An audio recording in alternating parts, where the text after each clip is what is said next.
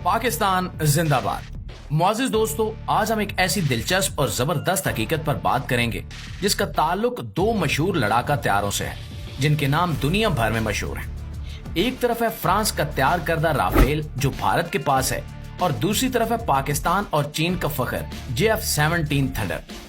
आपने इन दोनों के बारे में खबरों में, यूट्यूब वीडियोस में और सोशल मीडिया पर बहुत कुछ सुना होगा, क्योंकि भारत में जब राफेल आया तो मीडिया ने इसे गेम चेंजर कहा, और पाकिस्तान में जब JF-17 थंडर ने नई कामयाबियां हासिल की तो लोग इसे अपनी फौज की शान कहने लगे।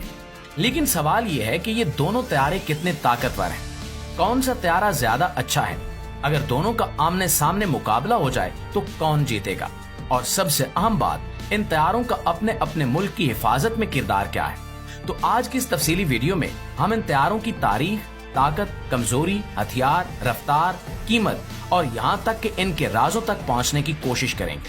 आपसे इतनी सी गुजारिश है कि वीडियो को समझने के लिए इसको आखिर तक जरूर देखिएगा और अपने दोस्तों के साथ भी शेयर जरूर कीजिएगा। तो दोस्तों, सबसे पहले हम राफेल की बात कर लेते हैं। राफेल का डिजाइन बहुत एरोडायनामिक है, यानी ये कम से कम रेजिस्टेंस के साथ ज्यादा से ज्यादा रफ्तार पकड़ सकता है। इसके परों की शक्ल डेल्टा विंग जैसी है और ये शक्ल इसे डॉग फाइट में जबरदस्त फुर्ती देती है। मतलब ये कि अगर आसमान पर लड़ाई हो रही हो और दुश्मन जहाज राफेल को पकड़ने की कोशिश करे तो उसे नाकामी का सामना होगा, क्योंकि राफेल हवा में मुड़ने, पलटने और गायब होने में माहिर है।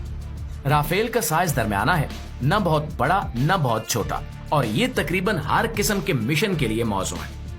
इसका वजन तकरीबन 10 टन खाली हालत में होता है, लेकिन जब इसमें ईंधन, हथियार और दीगर सामान भरा जाता है तो जाहिर है कि ये और भी भारी हो जाता है। इसके 2 इंजन होते हैं जो इसे जबरदस्त ताकत देते हैं और इसे सुपरसोनिक स्पीड यानी आवाज की रफ्तार से भी ज्यादा पर उड़ने की ताकत देते हैं। यानी कि राफेल वो काम कर सकता है जो आम जहाज सिर्फ ख्वाबों में करते हैं।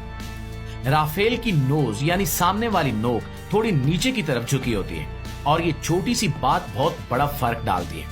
इसकी वजह से पायलट को नीचे की तरफ देखने में आसानी रहती है, खास तौर पर जब वो जमीन पर किसी हदफ को निशाना बना रहा हो या लैंडिंग कर रहा हो। इसके कॉकपिट में एक ही पायलट होता है, लेकिन 2 सीट वाला वेरिएंट भी मौजूद है जो ट्रेनिंग या खसूसी मिशंस के लिए इस्तेमाल होता है। राफेल के कॉकपिट में जदीद तरीन सिस्टम्स लगे हैं, जैसे hands on throttle and stick, जिससे पायलट को बार बार कंट्रोल्स की तरफ देखने की जरूरत नहीं पड़ती।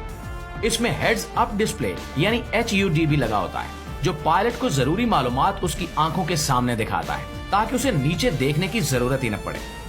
राफेल की बॉडी में स्टेल्थ खसूसियात भी शामिल की गई हैं, यानी ये दुश्मन के रेडार पर कम नजर आता है। इसकी बॉडी के किनारे खास जावियों पर बनाए गए हैं ताकि रेडार की लहरें इस पर लगकर वापस ना जाएं। इसके अलावा इसमें कंपोजिट मटेरियल्स इस्तेमाल किए गए हैं जो इसे हल्का और मजबूत बनाते हैं। राफेल में इन फ्लाइट रिफ्यूलिंग का सिस्टम भी है, जिसकी वजह से ये बहुत लंबी दूरी तक बगैर जमीन पर उतरे उड़ सकता है। इसके साथ साथ ये कैरियर कैपेबल भी है, यानी ये समुद्री जहाजों से भी